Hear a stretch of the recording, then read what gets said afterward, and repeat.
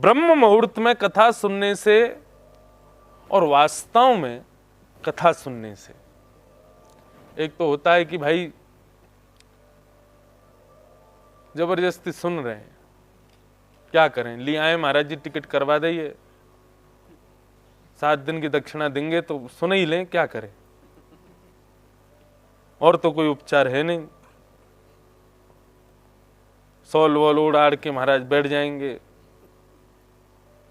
ऐसा नहीं। वास्तव में जो श्रवण करता है उसके लिए स्वयंभू मनु कहते हैं भोगा भ्रमशयितुम, उसके सारे भोगों के प्रति आसक्ति नष्ट हो जाती है। काम क्रोध ईर्षा द्वेष अभिनिवेश अहंता ममता आदि ये जितने भी भोगों के प्रति हमारी आसक्ति है वो ब्रह्म मुहूर्त की कथा से नष्ट होती है।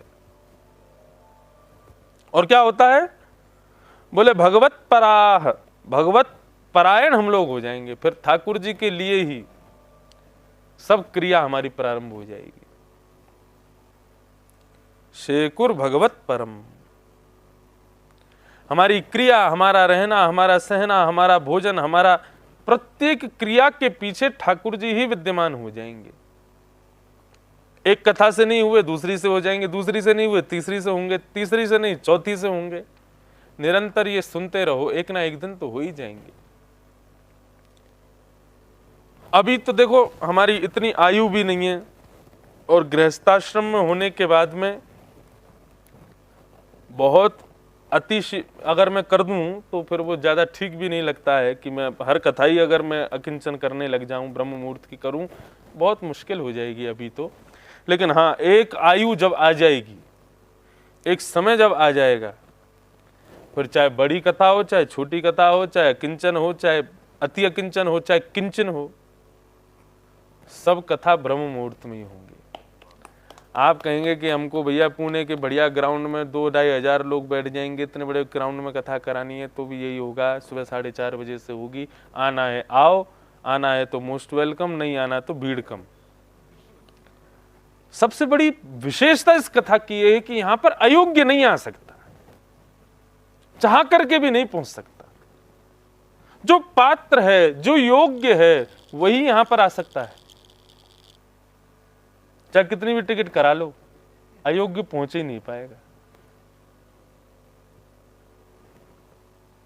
जो योग्य है उसके भाग्य में है यह किंचन कथा। मैं खुद के लिए भी कहूं, कई बार कई कथाओं का प्रण बन जाता है कि यह कथा होगी, लेकिन किसी ना किसी कारणवश, क्योंकि मुश्किल है थोड़ा सा, हम लोग व्यवस्थाएं बहुत कर सकते हैं, लेकिन अपनी व्यवस्थाओं में कटौती करना, ये व्यवस्था सबके बस की बात नहीं होती। बड़े बड़े सेठ साहूकार व्यवस्थाएं बहुत कर देंगे, ऐसी व्यवस्था, यहां रहना, यहां खाना, यहां पीना, ऐसा पंडाल, ये मंच, ये सब कुछ, कथा हो जाएगी। लेकिन अकिंचन कथा में व्यवस्थाएं नहीं होती। जितनी तुम्हारी व्यवस्था उनको काटो, यहां तो व्यवस्थाओं की कटौती होती है। अपने शरीर की, अपने दिन की, अपनी मन की, अपनी सारी व्यवस्थाओं को काटना पड़ता है, तब अकिंचन कथा प्रारंभ होती है। और इसके प्रारंभ करता है श्री मनु महाराज।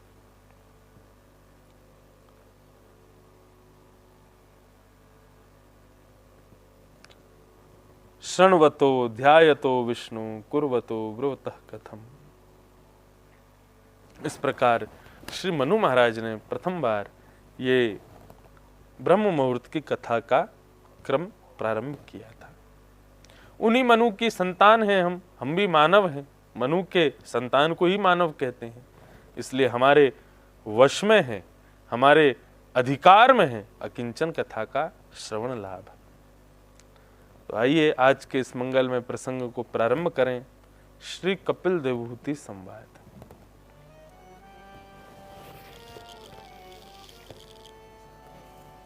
ब्रह्मा जी प्रकट हुए, भगवान की नाभि पर एक कमल प्रकट हुआ, उस कमल के ऊपर ब्रह्मा प्रकट हुए, और श्री ब्रह्मा जी से ठाकुर जी ने आज्ञा की कि तुम सृष्टि करो। चारों तरफ जलाशय था, उस जलाशय से दो बुदबुदे प्रकट हुए।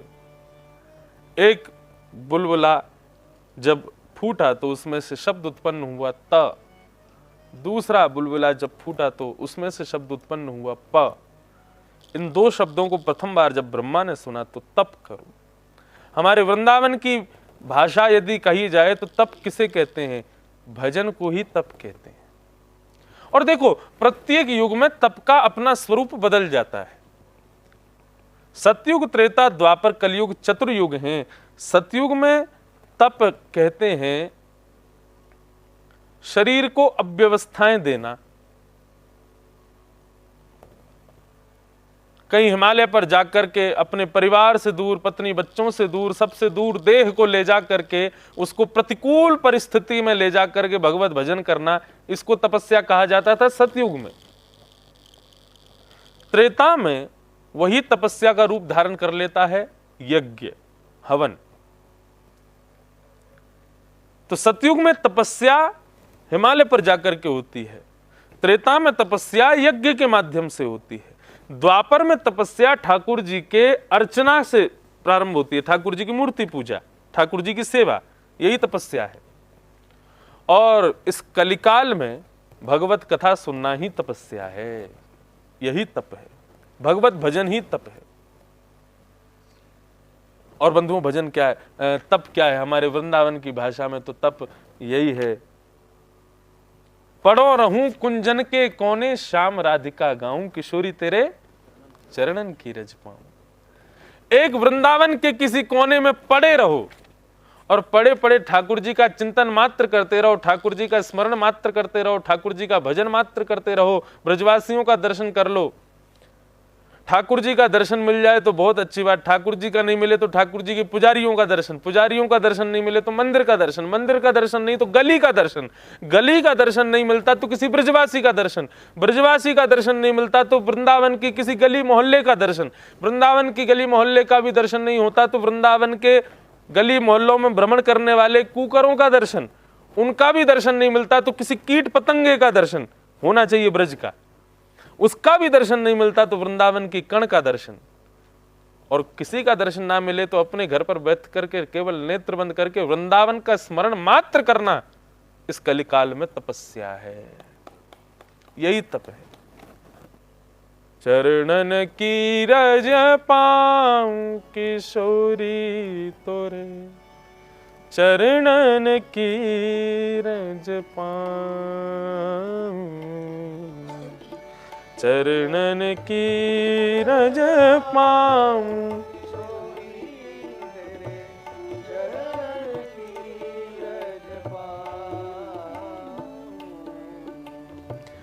बैठे रहूं कुंजन के कोने,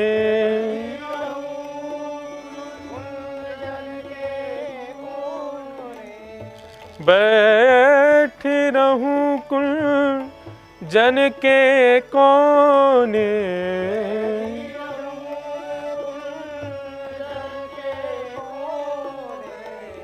श्याम राधिका गाऊं किशोरी तोरे, चरणन की रज पाऊं,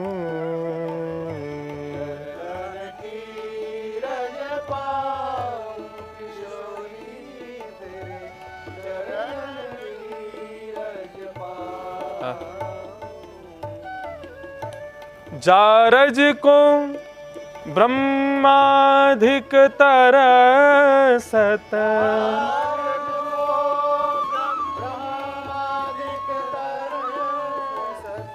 जारज को ब्रह्माधिक तरसत,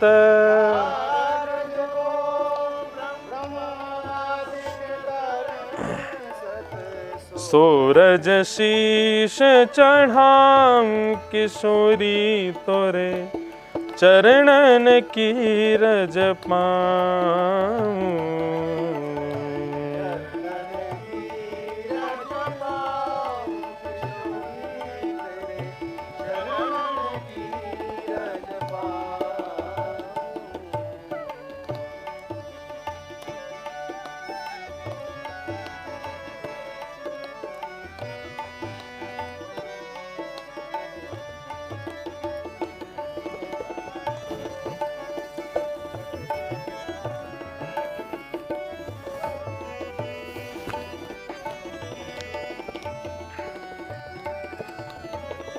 व्यास स्वामिनी की छवि निरखूं,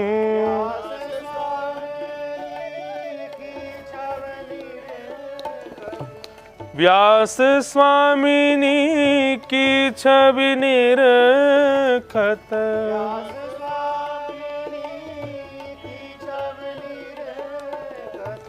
विमल विमल यश गाऊं किशोरी तोरे चरणन की रज पाऊं।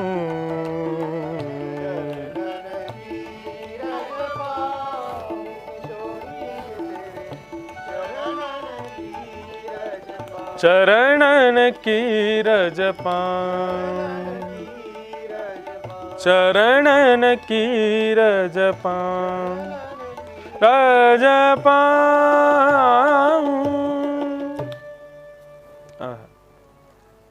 वृंदावन में ठाकुर जी के बगल में श्री किशोरी जी की गद्दी विराजमान है। चाहे वे श्री राधा वल्लभ लाल जी हों, चाहे श्री बांके बिहारी जी हों, चाहे राधा रमन जी हों, हर स्थान पर किशोरी जी की गादी जी विराजमान है, चूड़ामणि विराजमान है, नाम विराजमान है। वास्तविकता क्या है? आचार्यों ने जब ठाकुर को विराजमान किया तो ठाकुर की सेवा में आचार्य लगे हैं। आचार्यों की सेवा में किसी प्रकार की यदि त्रुटि हो जाए तो बालक की सेवा में किसी प्रकार की त्रुटि होती है तो उसको ठीक कौन करता है? माता पिता ठीक करते हैं। या शिष्य की सेवा में कोई त्रुटि हो जाए तो गुरु ठीक करते। ठीक उसी प्रकार हमारे वृंदावन में ठाकुर जी विराजमान है, किशोरी जी के केवल गद्दी जी विराजमान है। क्यों? तीनों भाव हैं। या तो किशोरी जी की गादी जी गुरु के भाव से विराजमान है, और श्री राधा वल्लभी परंपरा में तो वास्तव में गुरु रूप से विराजमान है, वो गुरु जी हैं। श्री हितरवंश महाप्रभु की तो मंत्र दृष्टा मंत्र उन्होंने ही प्रदान किया, श्री किशोरी जी ही उनकी गुरु स्वरूपा हैं। तो राधा वल्लभ जी में जो किशोरी जी की गादी जी विराजमान है वो गुरु भाव से ही विराजमान है। आचार्य श्री हितरवंश महाप्रभु जी ने किशोरी जी को इसीलिए विराजमान किया, ये गुरु हैं। तो ठाकुर जी की सेवा में यदि हमसे कोई त्रुटि हो जाएगी, त्रुटि के बाद में सेवा के बाद श्रृंगार के बाद पर्दा इसीलिए किया जाता है ताकि गुरु रूप जो विराजमान है, हमसे यदि कोई त्रुटि हो गई हो तो वे उसको संभाल लेते हैं। आज भी वृंदावन में किशोरी जी गुरु रूप से विद्यमान है, सहचरी रूप से विद्यमान है, और एक प्रकार से गार्जियन के रूप में, माता पिता के रूप में विद्यमान है। श्री किशोरी जी ही वहां के अधिष्ठात्री हैं, उनकी गादी जी विराजमान है। तो वृंदावन में तो महाराज केवल कोने में पड़े रहो। कहते हैं वृंदावन में तो श्वास ले लो, केवल इनहेल एक्सहेल ही कर लो श्वास का, वही मात्र ही तपस्या बन जाएगा। यही तप है।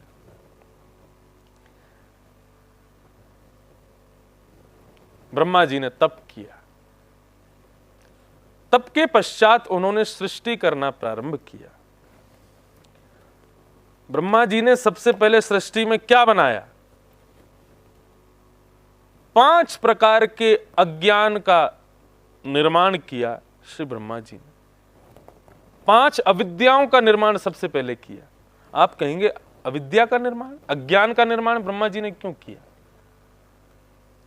बंधु श्री शंकराचार्य भगवान कहते हैं, आदि शंकराचार्य कहते हैं कि यदि व्यक्ति को ज्ञान हो जाए तो संसार तो फिर रहेगा ही नहीं ना। ज्ञान का तात्पर्य क्या है? संसार की निवृत्ति ही तो ज्ञान है। और यहां ब्रह्मा जी संसार को बनाने के लिए जा रहे हैं तो सबसे पहले उन्होंने अज्ञान का निर्माण किया। बोले अज्ञान होगा तभी सृष्टि बनेगी, यदि ज्ञान होगा तो फिर सृष्टि कहां से बन पाएगी? तो उन्होंने सबसे पहले अविद्या का निर्माण किया, 5 अविद्याओं को विद्यमान किया। तामिस्त्र, अंध तामिस्त्र, तम, मोह और महामोह, ये 5 अविद्याएं हैं। इनको 27 नरकों में से 5 नरक भी कहा गया। अब भाई जब अज्ञान है तो अज्ञान ही तो नरक ले जाएगा। तो उनमें जो 5 पहले जो नरक हैं वो उनके नाम यही हैं, तामिस्त्र, अंध तामिस्त्र, तम मोह और महामोह। तो इन 5 अविद्याओं का, अज्ञान का निर्माण ब्रह्मा जी ने पहले किया। तामिस्त्र किसे कहते हैं? तमोगुण के कारण प्रकट होने वाली जो हमारे भीतर अविद्या है उसी को तामिस्त्र कहते हैं। तमोगुण किसे कहते हैं? 3 प्रकार के गुण होते हैं, रजोगुण, सतोगुण, तमोगुण, और यदि भक्ति संपन्न हो जाए तो फिर चौथा गुण प्रकट होता है, निर्गुण। तो तमोगुण से उत्पन्न होने वाली अविद्या को ही तामिस्त्र कहते हैं।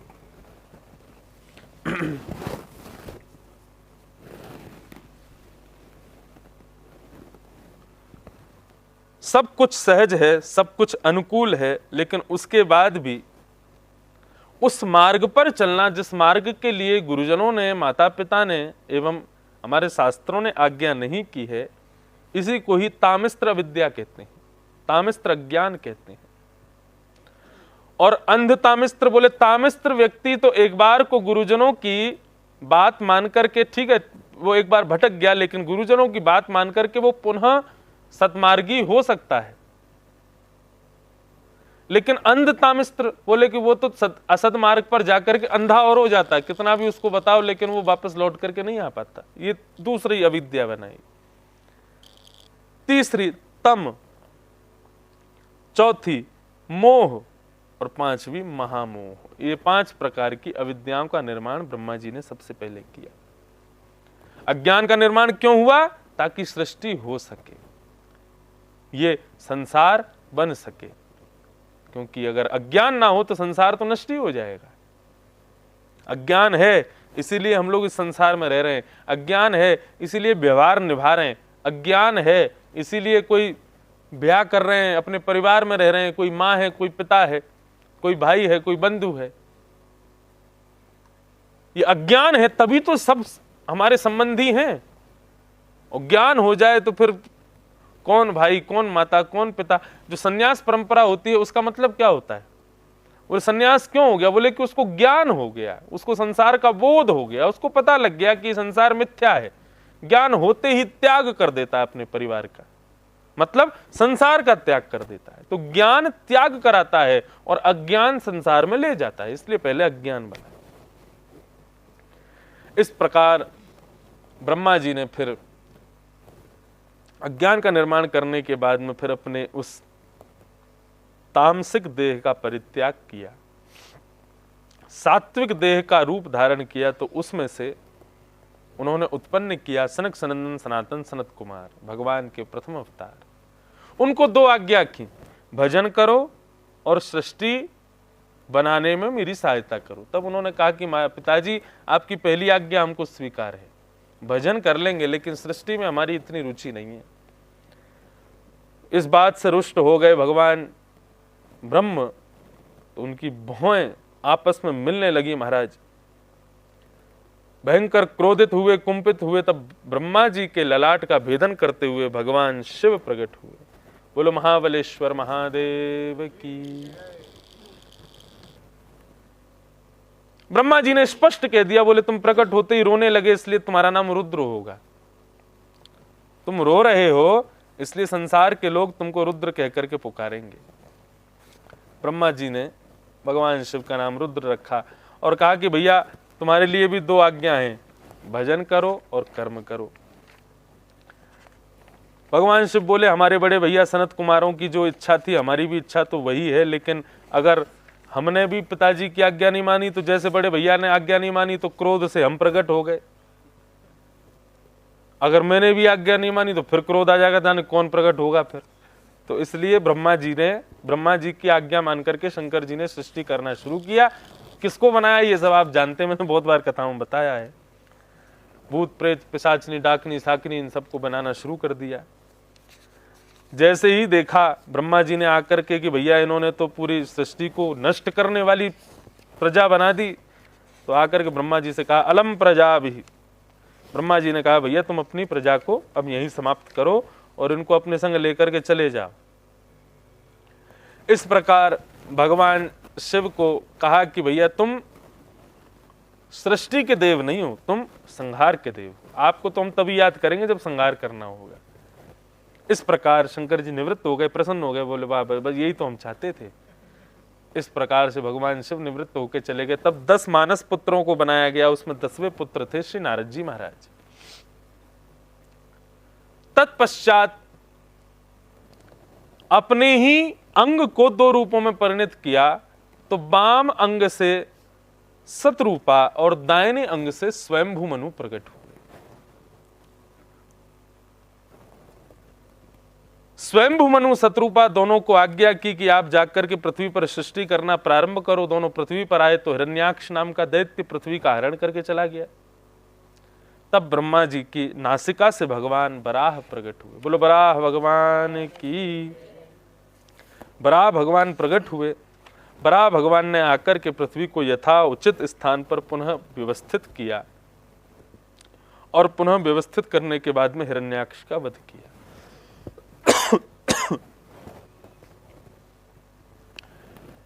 वध करने के पश्चात हिरण्याक्ष के भाई हिरण्य कश्यप ने प्रण ले लिया कि ठाकुर जी को, इस नारायण को एक दिन में मार दूंगा और मारने के लिए इसके समान मुझको होना पड़ेगा, उसके लिए मैं प्रयत्न करूंगा। इस प्रकार जय विजय आदि के पतन की कथा यहां पर फिर बताई गई। तत्पश्चात पुनः जब सृष्टि पृथ्वी का यथावत स्थान पर पुनः जब निर्माण हो गया, तब स्वयंभू मनु सतरूपा यहां पधारे और उन्होंने 3 पुत्रियों को जन्म दिया, आकुति, देवहूति और प्रसूति। अब यहां पर देवहूति का प्रसंग हम लोग श्रवण करेंगे। बंधुओं, कल रात्रि के अध्ययन में कुछ क्रम समझ में आया, आपके सामने रखूं। मनु किसे कहते हैं? मनु कौन है? ये जितनी भी कथाएं हम लोग श्रवण करते हैं, यहां जितने भी पात्रों के बारे में हम श्रवण करते हैं, ये समस्त पात्र कोई ना कोई गुण से युक्त हैं। वो गुण हमको सीखना है। मनु किसे कहते हैं? विवेक को ही मनु कहा गया। मनु विवेक का ही स्वरूप है। यदि मनु महाराज में विवेक ना होता तो कर्दम ऋषि के द्वारा कही गई बात को वो टोंट समझ लेते। अच्छा, जैसे कि कोई बढ़िया गायक हो, कोई बढ़िया वादक हो, कोई बढ़िया संगीतज्ञ हो। अब गायक तो बहुत अच्छा है, गाता बहुत अच्छा है, लेकिन रियाज ना करता हो, उससे जाकर के कह दिया जाए भाई आप तो बहुत सुंदर रियाज करते हो, आप जब भैरवी राग अलापते हो तो आपके कंठ से निकलने वाले स्वर को सुनकर के कर्ण आनंदित हो जाता है, कानों को पता लग जाता है कि निश्चित ही आप प्रातःकाल ब्रह्म मुहूर्त में बैठ करके निश्चित ही आलाप लेते होंगे, निश्चित ही रियाज करते होंगे। अगर वो विवेकी होगा तो उस बात को सुनकर के समझ जाएगा कि नहीं, ये कह रहे हैं तो मुझको ऐसा करना चाहिए, मैं करता नहीं हूं फिर भी कह रहे हैं। यदि वो अविवेकी होगा तो उस बात को वो टोंट समझेगा, बोले अच्छा ये मेरा तिरस्कार कर रहे हैं, ये मेरे को टोंट मार रहे हैं कि तुम तो सुबह सुबह रियाज करते हो, जबकि मैं तो करता ही नहीं हूं। तो इस बात से पता चलता है कि स्वयंभू मनु जो है वो विवेकी हैं। यदि अविवेकी होते तो कर्दम ऋषि की बात उनको बुरी लगती, लेकिन वे विवेकी हैं और उन्होंने कर्दम ऋषि बात को स्वीकार करते हुए उस पर अमल किया। इसलिए यहां पता चलता है कि मनु महाराज कौन है? बोले विवेक के अवतार हैं मनु। विवेक किसे कहते हैं? क्या सही है क्या गलत है उसका निर्णय लेने वाला ही व्यक्ति विवेकी कहलाता है। तो मनु कौन है? विवेक। याद रखिएगा और घर पर जो लोग देख रहे हैं वो लिख लीजिएगा। कपिल महाराज के ये मंगल में प्रसंग पर पहली बार छूट मिली है बोलने की, खूब अच्छे से कहेंगे। तो मनु है विवेक, उनकी पत्नी है सतरूपा। स्वयंभू मनु और सतरूपा। तो स्वयंभू मनु विवेक और सतरूपा कौन है? बोले सतरूपा है श्रद्धा। मनु महाराज की बड़ी सेवा करती है सतरूपा। सतरूपा का सीधा अर्थ वैसे श्रद्धा ही है। तो फिर आप पूछेंगे कि तो फिर ये सतरूपा नाम क्यों है? जब ये श्रद्धा ही मूर्तिमान स्वयंभू मनु की पत्नी है तो फिर इनका नाम सतरूपा क्यों?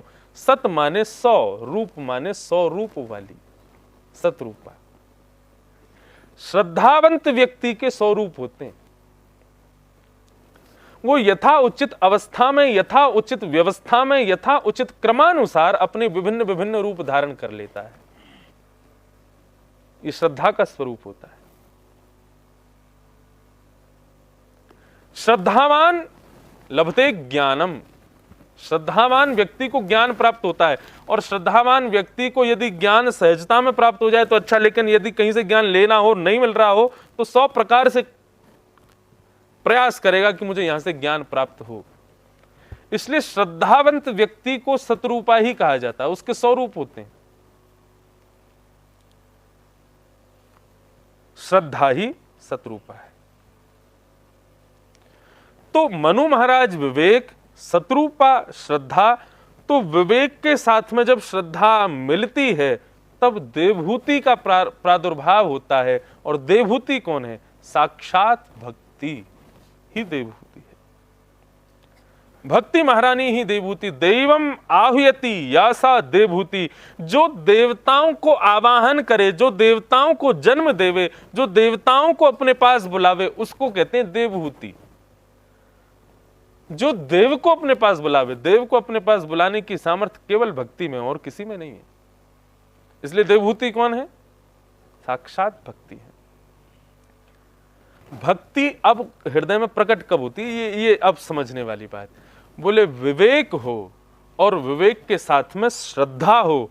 जब विवेक युक्त श्रद्धा होती है तब भक्ति प्रकट होती है।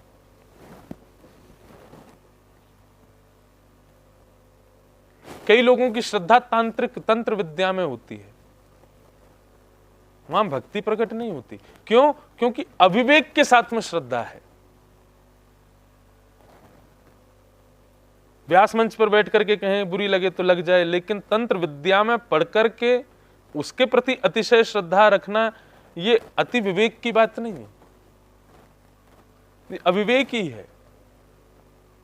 उसकी आवश्यकता इतनी ज्यादा हमारे स्वरूप को नहीं है, हमारे जीवन को नहीं है। तंत्र विद्या के द्वारा अत्यंत व्यस्त देवताओं को कसम खिला करके अपने कार्य को सिद्ध करने के लिए बुलाया जाता है। ऐसा कार्य हम क्यों करें? तो वो अविवेक के साथ में श्रद्धा है, वहां भक्ति प्रकट नहीं होती। भक्ति तभी प्रकट होगी जब विवेक के साथ में श्रद्धा हो। तो विवेक यानी मनु, श्रद्धा यानी सतरूपा। तो विवेक और श्रद्धा से प्रकट हुई भक्ति यानी कि देवभूति, जो देवताओं का आवाहन करे। और देवभूति का ब्याह किसके साथ हुआ? माने भक्ति का ब्याह किसके साथ हुआ?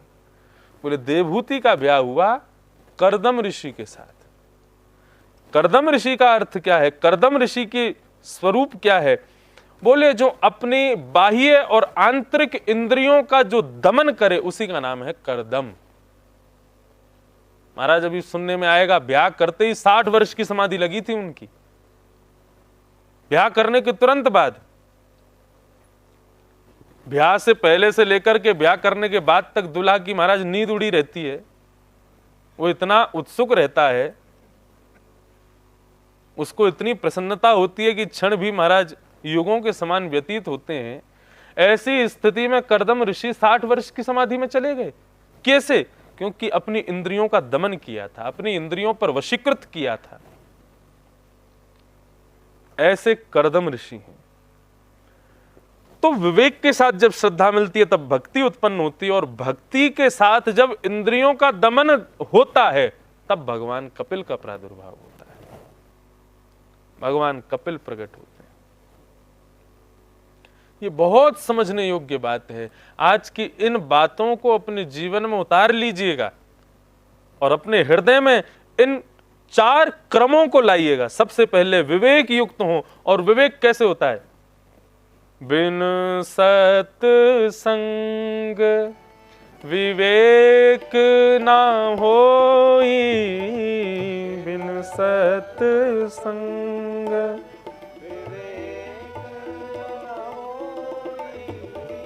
बिन सत्संग विवेक ना होई,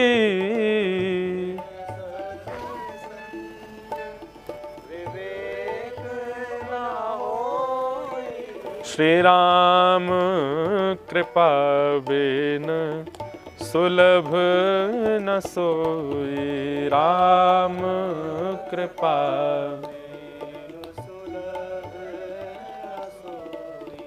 श्री राम कृपा बिन सुलभ न सोए।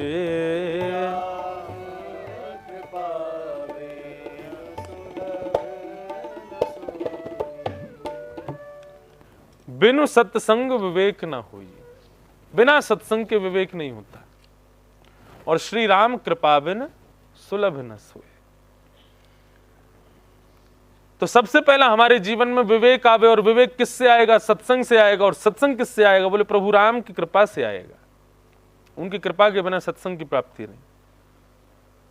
विवेक आ जाए तो विवेक आने के बाद में श्रद्धा को लाना नहीं पड़ेगा, श्रद्धा अपने आप प्रकट हो जाती है।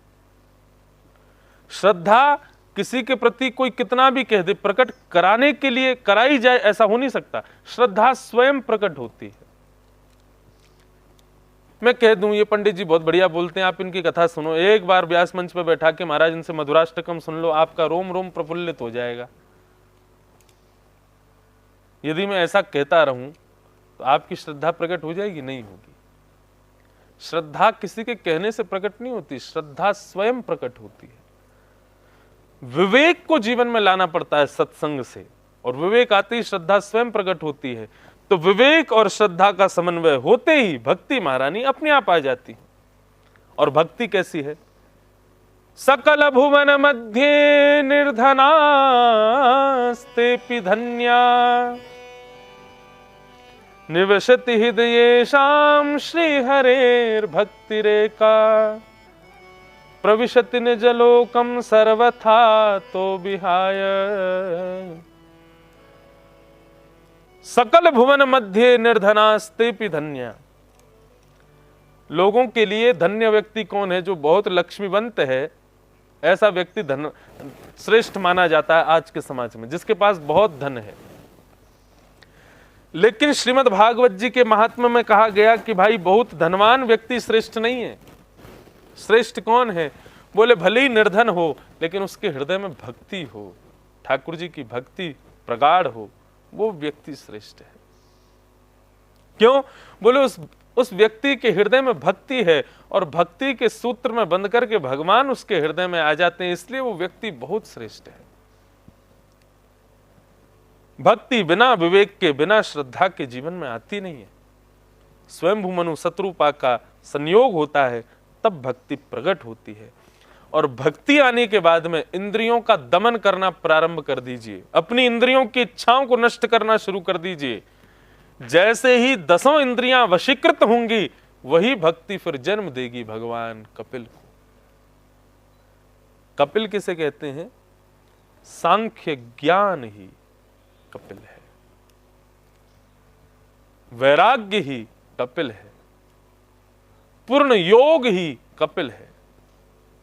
सर्व गुण संपन्न, सर्व योग संपन्न, सर्व ज्ञान संपन्न ही कपिल है।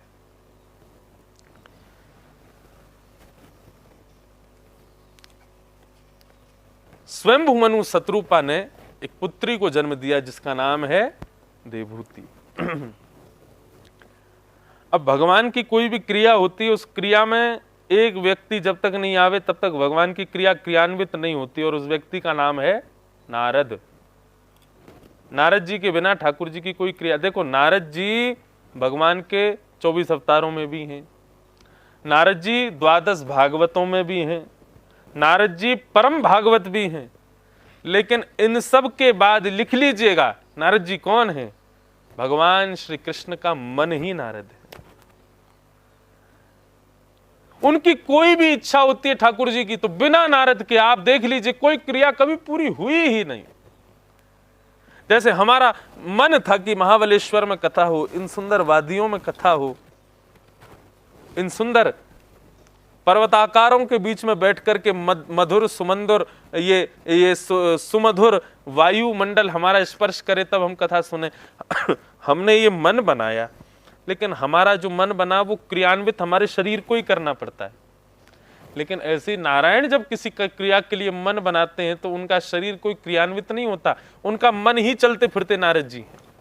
ठाकुर जी का जैसे मन हो जाता है मुझे ये करना है, तुरंत नारद जी वहां पहुंच जाते हैं और ठाकुर जी को वहां लाने की पूरी चेष्टा फिर नारद जी बनाते हैं। क्यों? ठाकुर जी का मन है नारद जी। तो नारद जी ठाकुर जी का मनस्वरूप है।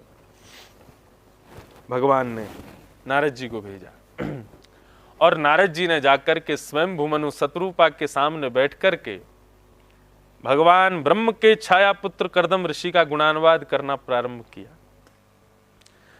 कर्दम ऋषि का ऐसा मंगलमय यश सुनाया, ऐसा मंगलमय गुणानुवाद सुनाया, ऐसी मंगलमय उनकी भक्ति निष्ठता सुनाई। उसको सुनकर के एक छत्र सम्राट स्वयंभू मनु की बेटी देवहूति कंचन महल में रहती है, सोने के महल में रहती है, उसको किसी प्रकार का कोई अभाव नहीं है जीवन में, उसको किसी प्रकार की कोई कमी नहीं है जीवन में। सर्वगुण संपन्न सर्व सुख संपन्न देवहूति के हृदय में कर्दम ऋषि से ब्याह करने की इच्छा प्रकट हो गई।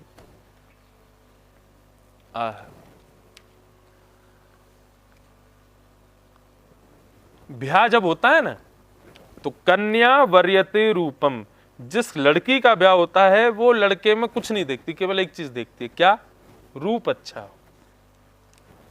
कन्या वरीयते रूपम, उसके अनुकूल रूप हो, उसको बस वही चाहिए। और कन्या की मैया देखती है कि मेरी बेटी जिस घर में जावे सेठानी बन के रहे, कुछ करना ना पड़े, कुछ धरना ना पड़े, बिल्कुल मस्त रहे, कोई इससे कुछ कहवे ना, ऐसा खानदान ढूंढती है। माँ देखती है कि ऐसा खानदान है तो माँ रूप नहीं देखती, माँ तो कहती है अरे जाएगी, बढ़िया बैठी रहेगी, चाय नाश्ता करियो, प्रेम से दिन भर सोइयो, खाइयो पियो, मस्त रहियो, ऐसे घर में ब्याह कर देती है। माँ को यह चाहिए कि मेरी बेटी को श्रम ना हो। कन्या रूप देखती है, माँ सुख देखती है और पिता प्रतिष्ठा देखते हैं। मैं इस घर में अपनी बेटी को भेजूंगा, मेरी प्रतिष्ठा होनी चाहिए। अरे भाई तुमने अपनी बेटी का ब्याह ऐसे खानदान में किया, ऐसे लड़के से किया, ऐसे कुल में किया, पिता का ये स्वरूप होता है। लेकिन यहां पर कर्दम ऋषि का केवल भक्ति निष्ठता, उनके भीतर दैन्य भाव, उनके भीतर देहाभिमान की शून्यता मात्र को देखा है श्री देवहूति जी ने, और उसको देखते ही अपने हृदय में मन बना लिया कि मुझे कर्दम ऋषि से ब्याह करना है, और जाकर के अपने माता पिता से कह दिया कि मां मुझे कर्दम ऋषि से ही ब्याह करना है। आजकल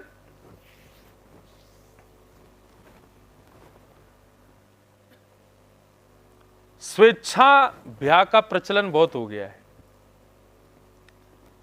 बालक अपनी स्वेच्छा से ब्याह करना चाहते हैं, कोई पसंद आ जाए उसके प्रति आकृष्ट हो जाते हैं और फिर अपने माता पिता को भी प्रेरित करते हैं कि इसी से हमारा ब्याह कराओ, क्योंकि उनको लगता है कि शायद हम जिससे, आजकल क्या है कि रूप भी नहीं देखते, आजकल धन दौलत भी नहीं देखते, आजकल देखते हैं कि मन मिलना चाहिए। और बालकों को जरा सा लगता है कि इससे हमारा मन मिल गया, यही ठीक है हमारे लिए, इसी से कर लेंगे ब्याह। अपने माता पिता को प्रेरित करते हैं कि हमें स्वेच्छा से ब्याह करना है, इसी के साथ ब्याह करना है। देखिए स्वेच्छा के रूप में यदि कर्दम ऋषि जैसा लड़का हो तो स्वेच्छा ब्याह उचित है, और स्वेच्छा के ब्याह में देवहूति जैसी कन्या हो तो स्वेच्छा का ब्याह उचित है। लेकिन आजकल स्वेच्छा के रूप में अंतरजातीय ब्याह भी लोग कर लेते हैं। आजकल अंतरजातीय में भी हिंदू नहीं है, ऐसे वर वधू भी एक दूसरे का चयन कर लेते हैं, वर्ण कर लेते हैं।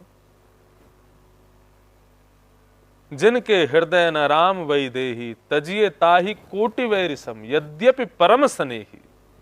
ऐसे फिर बालकों का तो माता पिता को त्याग ही कर देना चाहिए। जो बालक, जो पुत्र पुत्री ऐसे व्यक्ति का वर्ण करना चाहते हैं जो ना आचरण से शुद्ध हैं, ना जीवन से शुद्ध हैं, ना पारिवारिक शुद्ध हैं, ना खान पान के शुद्ध हैं, ना स्वरूप से शुद्ध हैं, ऐसे लोगों के प्रति स्वेच्छा के ब्याह की जब इच्छा प्रकट बालक करते हैं, तजियता ही कोटि वैरिसम यद्यपि परम स्नेह, कितना भी स्नेही हो, ऐसे बालक को फिर भगवत भरोसे छोड़ देना चाहिए। बोले ठाकुर जी आपने कृपा करके बालक दिया, अब इसकी इच्छा है, जहां चाहे वहां करे, जैसा चाहे रहे, हमारे हृदय हमारे देह का तो पुत्र है, लेकिन मानसिक रूप से तो फिर जय सिया राम। इसलिए आज के बालकों को भी ये सोचना चाहिए, स्वेच्छा यदि हमारी प्रमुख है तो स्वेच्छा के रूप में जिससे हम ब्याह करना चाहते हैं वो कम से कम आचरण का तो शुद्ध हो, उसका जीवन शुद्ध हो, उसका नियम व्यवहार, उसकी बोली चाली तो कम से कम शुद्ध हो। क्योंकि आप स्वेच्छा के प्रति जब अपना मन बनाते हैं कि हमें इससे ब्याह करना है, तो आपने किस गुण को देख करके रीझे आप दोनों ने चर्चाएं की हैं, एक दूसरे को जाना है, समझा है, तो फिर ये भी तो समझो कि इसके प्रति, राधा रमण जी के प्रति कितना स्नेह है इसके हृदय में। यदि वो स्नेह नहीं दिखता है, मत कीजिए ऐसा। और फिर जब तुम ही ऐसे हो, तुम्हारा ही स्नेह नहीं है और तुम्हारी होने वाली का भी स्नेह नहीं है, तो फिर तो दोनों मस्त रहो, लेकिन तुम्हारे हृदय में किंचित मात्र भी स्नेह है राधा रमण जी के प्रति, और जिससे तुम संबंध बनाने के प्रयोग में अपने माता पिता को प्रेरित कर रहे हो, यदि उसके हृदय में किंचित भी प्रेम नहीं है, त्याग करो। स्वेच्छा का व्यवहार तभी प्रकट हो जब पति के रूप में कर्दम ऋषि जैसा व्यक्ति हो और पत्नी के रूप में देवहूति जैसी हो, तभी स्वेच्छा का ब्याह कुशल है। देवहूति माता ने अपने माता पिता से जाकर के कहा कि हमको कर्दम ऋषि से ही ब्याह करना है। इस बात को सुनकर के महाराज स्वयंभू मनु शत्रुपा दोनों के नेत्र सजल हो गए। परन कुटी में रहने वाले एक महात्मा से ब्याह करना चाहती है वो कन्या जिस कन्या का पैर भी कभी धरती पर नहीं रखने को होता है। एक छत्र सम्राट की बेटी देवहूति, वो कह रही है मुझे कर्दम ऋषि से ब्याह करना है। केवल किस गुण पर रीझ करके कि वे अत्यंत त्यागमय हैं, वे अत्यंत भगवदनिष्ठ हैं, वे अत्यंत देहाभिमान से शून्य हैं, और सबसे बड़ी बात वे अपनी इंद्रियों को वशीकृत किए हुए हैं। कर्दम ऋषि के बारे में नारद जी महाराज बताते हैं कि महाराज वो एक दिन भोजन कर लें तो 7 दिन तक उनको भूख नहीं लगती, उनकी इंद्रियों को किसी भी प्रकार के भोग वस्तु की इच्छा नहीं होती, वे एकदम निर्वैर हैं, एकदम निर्भीक हैं, एक प्रकार से अपनी इंद्रियों का दमन करके बैठे हैं, इसीलिए उनका नाम कर्दम है। इसी बात से रीझ गई। देवहूति कहती है कि विषयों में लोलुप किसी वर से मैं ब्याह नहीं करूंगी, मुझे उसका वर्ण करना है जिसको विषयों के प्रति किंचित मात्र भी आसक्ति नहीं है। स्वयंभू मनु शत्रुपा प्रसन्न हो गए और अपनी पुत्री देवहूति को रथ में बिठा करके कर्दम ऋषि के पास जाने लगे। यहां महाराज कर्दम ऋषि की तपस्या चल रही थी। 1000 वर्षों से तपस्या में बैठे थे श्री कर्दम ऋषि, और 1000 वर्षों की आज पूर्णाहुति हो रही थी। 1000 वर्ष पूर्ण होते ही शंख चक्र गदा पद्मधारी श्रीमन नारायण उनके सामने प्रकट हुए, और कर्दम ऋषि ने उनका दर्शन करते हुए हाथ जोड़ करके प्रणाम किया। भगवान ने कहा वर मांगो। कर्दम ऋषि वंदन करते हुए कहते हैं तथा सचाहम परिवोढु कामः शमानशीला गृहमेदधेनुम् उपेयिमान् मूलमशोषमूलम् दुराशयः कामदुदाङ्घ्रिपश्य।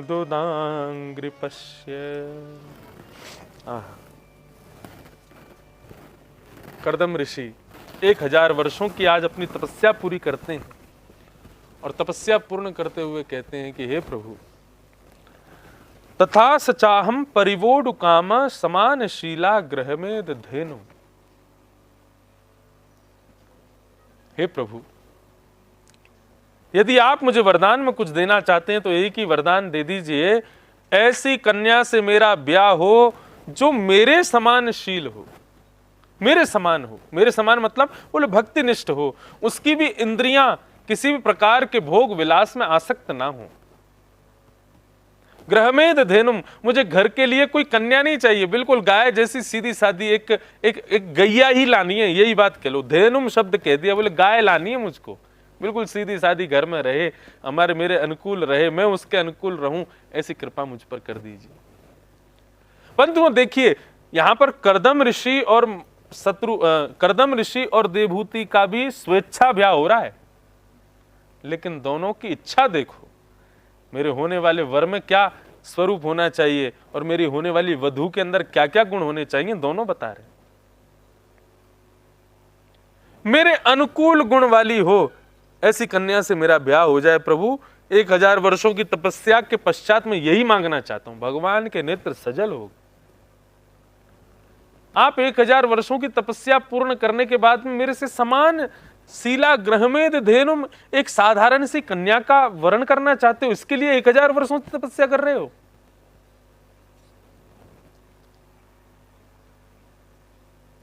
बंधुओं, जिस घर में पति बहुत भक्तिमान हो लेकिन पत्नी भक्तिमान ना हो तो वो घर स्वर्ग नहीं बन पाता।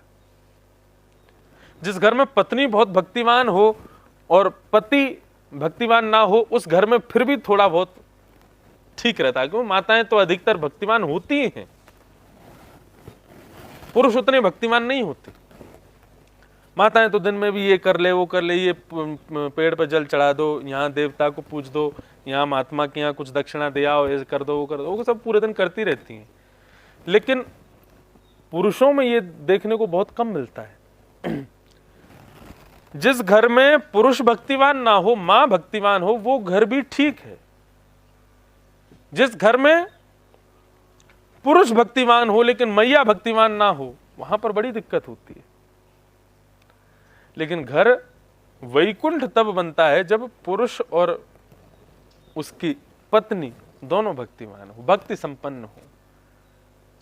और ऐसा भगवान अनंत जन्मों तक जब कृपा करते हैं, अनंत जन्मों के जब हमारे पुण्य इकट्ठे होते हैं, तब जाकर के ऐसी कृपा ठाकुर जी की प्राप्त होती है कि वर और वधू एक दूसरे के समान हो, दोनों भक्तिमान हो।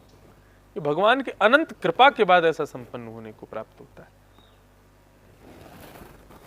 भगवान के नेत्र सजल हो गए, बोले कि भैया हमसे दुनिया के ना जाने क्या क्या वस्तु मांगने वाले कितने लोग प्रकट हुए, लेकिन मैंने पहली बार देखा कि किसी ने 1000 वर्ष की तपस्या की और उसके बाद एक सुंदर वधू प्राप्त हो, उसके लिए तपस्या की। मैं बहुत प्रसन्न हूं कर्दम आपकी इस तपस्या से। चिंता मत करो, स्वयं भूमनु अपनी बेटी देवभूति को लेकर के आएंगे और उससे तुम्हारा ब्याह होगा। गुजरात क्षेत्र में आज भी वो बिंदु सरोवर है, जब कर्दम ऋषि की तपस्या से प्रसन्न होकर के नारायण भगवान के नेत्रों से अश्रुबिंदु प्रकट हुए थे, वही बिंदु सरोवर बन गए। और कर्दम ऋषि को भगवान ने आज्ञा की कि आप अब निश्चिंत हो जाइए, स्वयं भूमनु अपनी बेटी देवभूति के साथ आएंगे, आपसे अपना बेटी का ब्याह करेंगे और आपके यहां मैं पुत्र बन करके आऊंगा। ये भगवान ने आश्वासन दिया अपनी ओर से।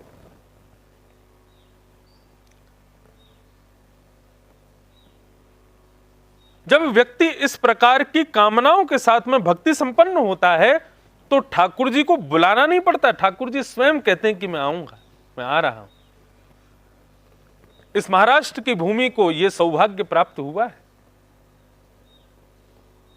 श्री डोंगरे जी महाराज कहते थे कि द्वारिकाधीश अपनी लीला संपन्न करके वैकुंठ प्रस्थान नहीं किए, द्वारिकाधीश अपनी लीला संपन्न करके पंढरपुर आए पुंडलीक को दर्शन देने के लिए।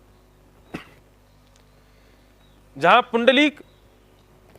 पुंडलीक कोई माता पिता चरण भक्त नहीं थे बहुत बड़े, पुंडलीक तो एक ऐसे बालक थे, अत्यंत दूषित संगत थी पुंडलीक की, कोई अच्छी संगत में नहीं रहे थे पुंडलीक। ऐसा वर्णन आता है कि एक बार उनके माता पिता ने जाकर के पुंडलीक से कहा कि बेटा हमको प्रयाग जाना है स्नान करने के लिए त्रिवेणी में, हमारी व्यवस्था कर दो। तो पुंडलीक कहते हैं कि आपको भगवान ने 2 पैर दिए हैं, अब मैं क्या व्यवस्था करूं, इन दोनों से चल करके पहुंच जाओ। ऐसे थे पुंडलीक। माता पिता बेचारे दोनों बहुत सारा सामान लाद करके पैदल पैदल जा रहे थे। यहां पुंडलीक अपने मित्र आदियों के साथ में भ्रमण कर रहे थे। एक दिन सब मित्रों ने कहा कि भाई सब लोग धन इकट्ठा करो, कहीं घूमने के लिए चलते हैं रथ करके। पुंडलीक ने भी कुछ धन दिया, सबने धन आदि दिए। पुंडलीक ने कुछ ज्यादा राशि दी और एक रथ खरीद करके उस पर आरूढ़ होकर के ये लोग भी प्रयाग के लिए निकले। रास्ते में माता पिता पड़े थे, वे जा रहे थे, लेकिन पुंडलीक ने उनको नहीं कहा एक बार भी कि आप रथ पर बैठ जाओ, अपने मित्रों के साथ में निकल पड़े। मार्ग में एक आश्रम पड़ा, उस आश्रम पर रात्रि हो गई थी, तो पुंडलीक आदि उनके सब मित्र वहां पर रुक गए। रात्रि का समय था, जल की आकांक्षा से नींद खुली पुंडलीक की। जैसे ही अपने कक्ष से बाहर निकल करके देखा तो क्या पाया, वहां पर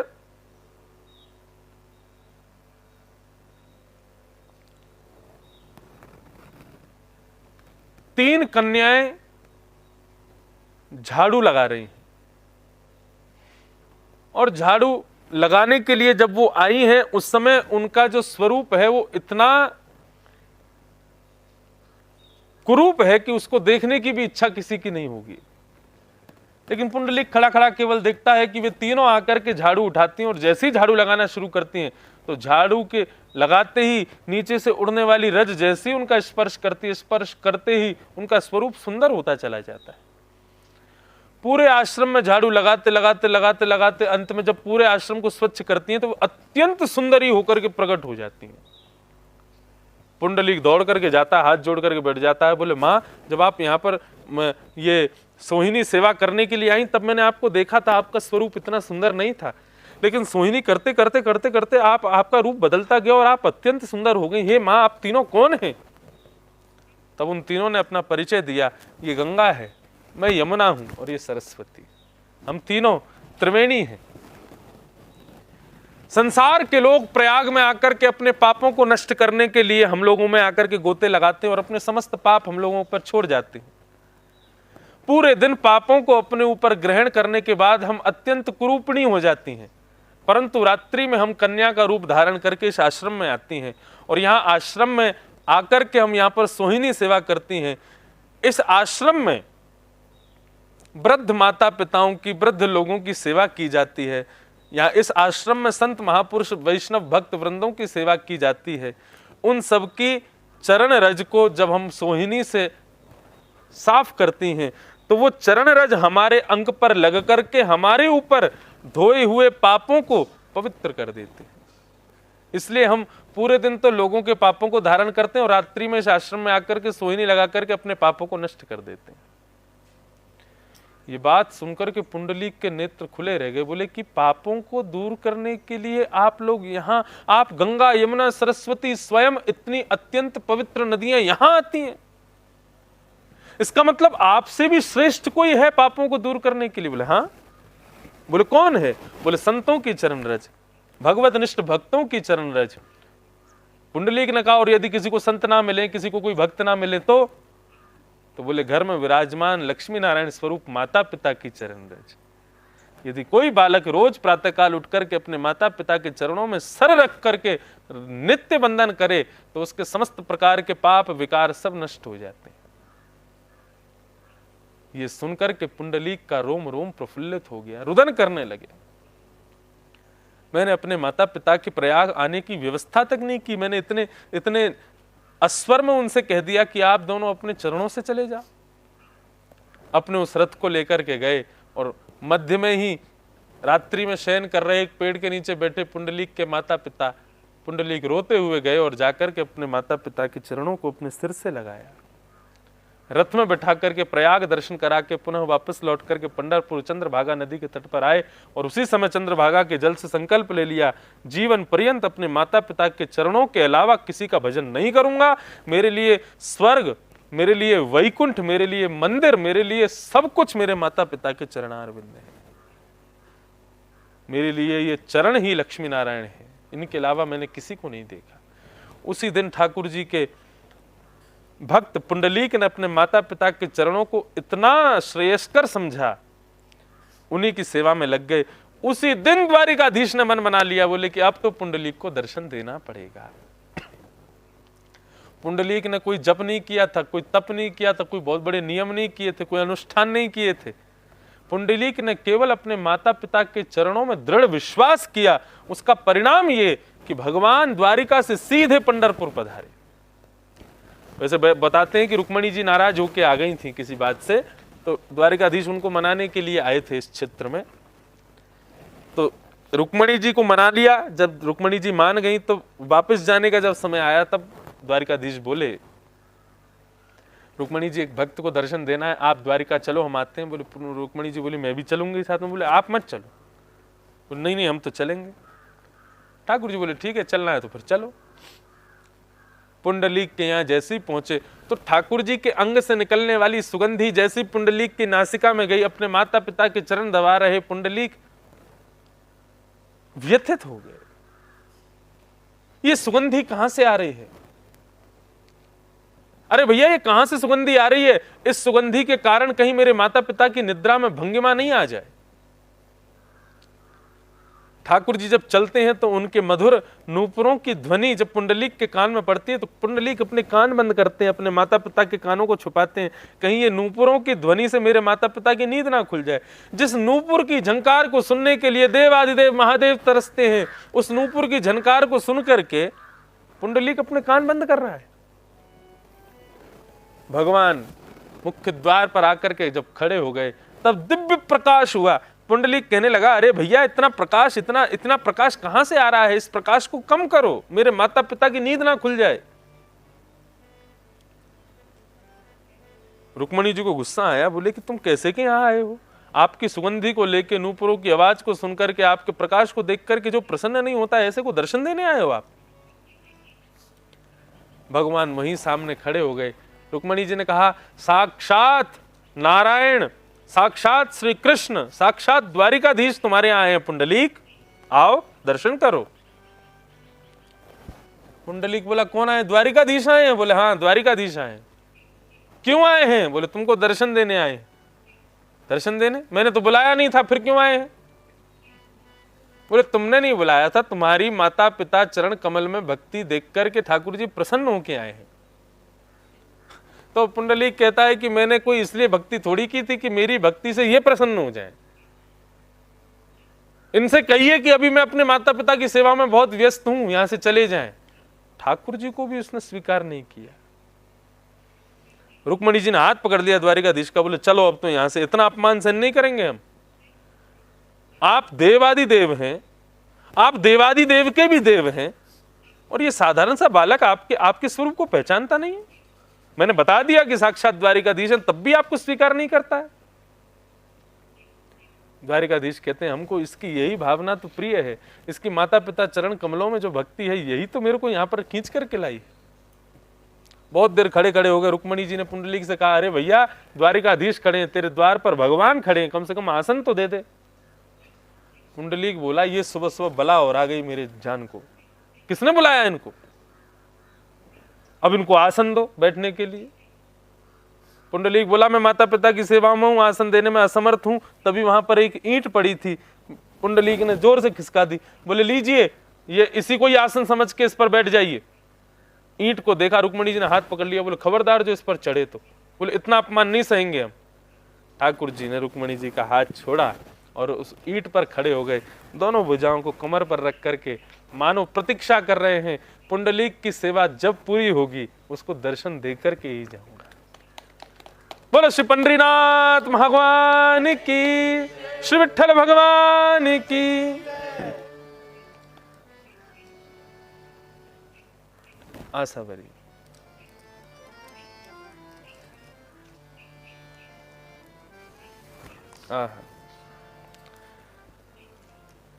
नहीं, आशावरी नहीं, कौन सा राग है? एक स्वर ही दीजिए बस। कानडा राजा पंढरीचा, कानडा राजा पंढरीचा, कानडा राजा पंढरीचा, कानडा, कानडा राजा पंढरीचा, कानडा. हो वेदा नाही नाही करवा, वेदा नाही, वेदा नाही नाही करवा, वेदा नाही, वेदा नाही नाही करवा, वेदा नाही. अंत पार याचा कानडा राजा पंढरीचा, कानडा. हे कानडा राजा पंढरीचा, कानडा. आहा, कैसे ठाकुर जी. निराकार तो निर्गुण ईश्वर, निराकार तो कसा प्रकटला असा विटेवर, कसा प्रकटला. मराठी है. कसा प्रकटला असा विटेवर, कसा प्रकटला. उभय ठेविले हात कटीवर, उभय ठेविले, उभय ठेविले हात कटीवर, उभय ठेविले हात. पुतला चैतन्याचा, कानडा राजा पंढरीचा, कानडा, कानडा राजा पंढरीचा, कानडा. श्री पंढरीनाथ भगवान की.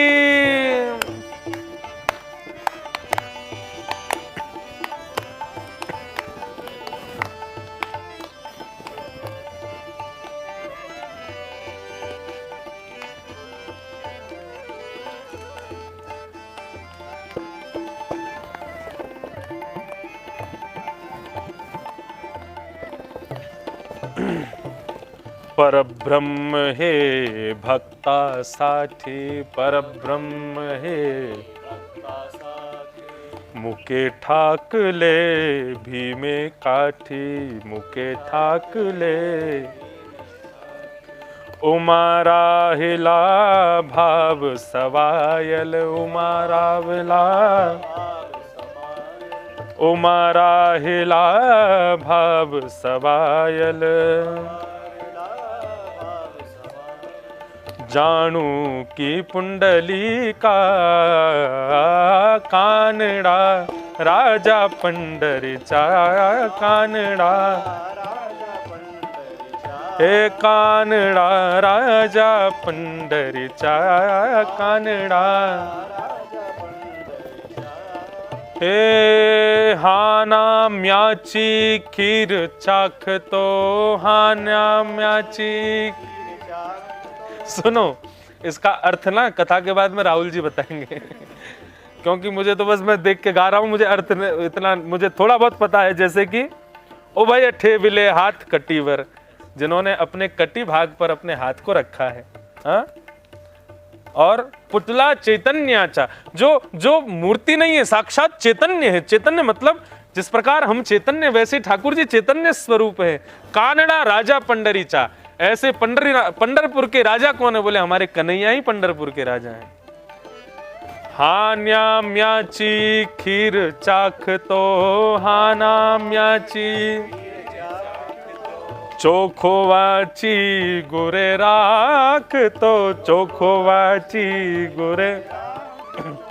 पुरंदराचा हा परमात्मा, पुरंदराचा. बाली दामाजीचा, कानडा राजा पंढरीचा, कानडा राजा पंढर. हे कानडा राजा पंढरीचा, कानडा. हे कानडा राजा पंढरीचा, कानडा राजा, गाइए करताल बजा के, कानडा राजा पंढरीचा, कानडा, हे कानडा राजा पंढरीचा, कानडा राजा पंढरीचा, हे कानडा राजा पंढरीचा, हे कानडा राजा पंढरीचा,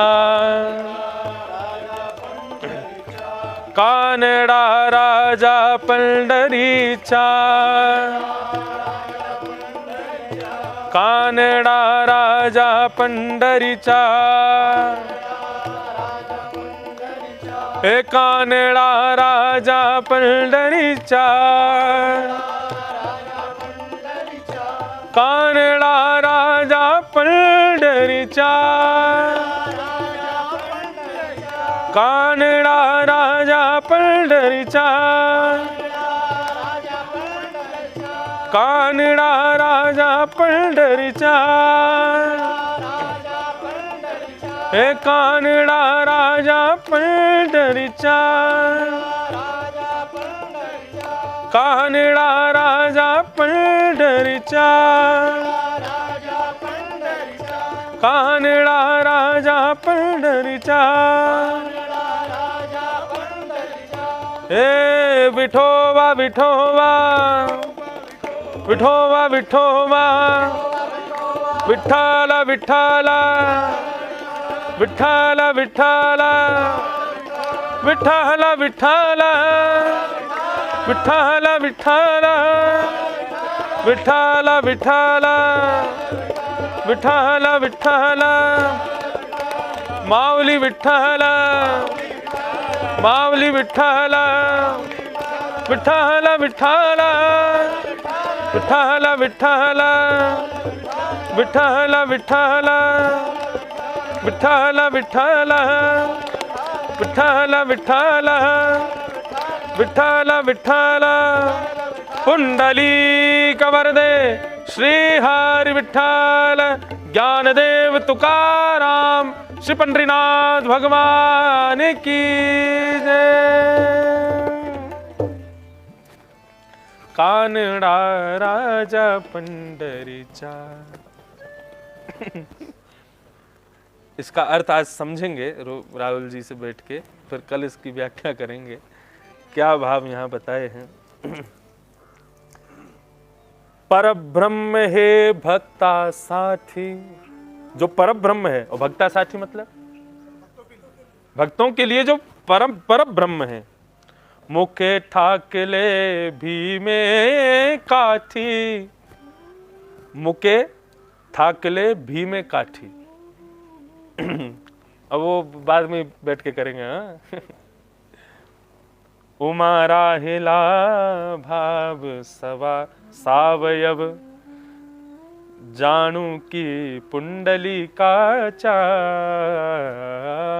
कानडा राजा पंढरीचा। निराकार तो निर्गुण ईश्वर, कसा प्रकटला सा विटेवर।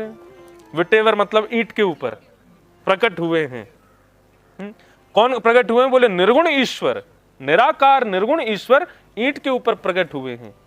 उभय उभय ठेविले हाथ कटीव। उभय ठेविले मतलब अच्छा, अपने हाथ को ऊपर करके मोड़ के और अपने कटीवर, अपने कटी भाग पर जिन्होंने हाथ को रखा है। पुतला चैतन्याचा, ऐसे परम चैतन्य भगवान श्री पंढरीनाथ को हम बारंबार प्रणाम करते हैं। मातृ पितृ भक्ति की पराकाष्ठा का वर्णन का मुख्य स्वरूप श्री पुंडलीक है। और मातृ पितृ चरण भक्ति के जो फल प्रदायक हैं, फल उसका क्या फल प्राप्त है ये तो हमें श्री पुंडलीक की भक्ति के माध्यम से भगवान विट्ठल ने प्रकट होकर के दिखाया ही है।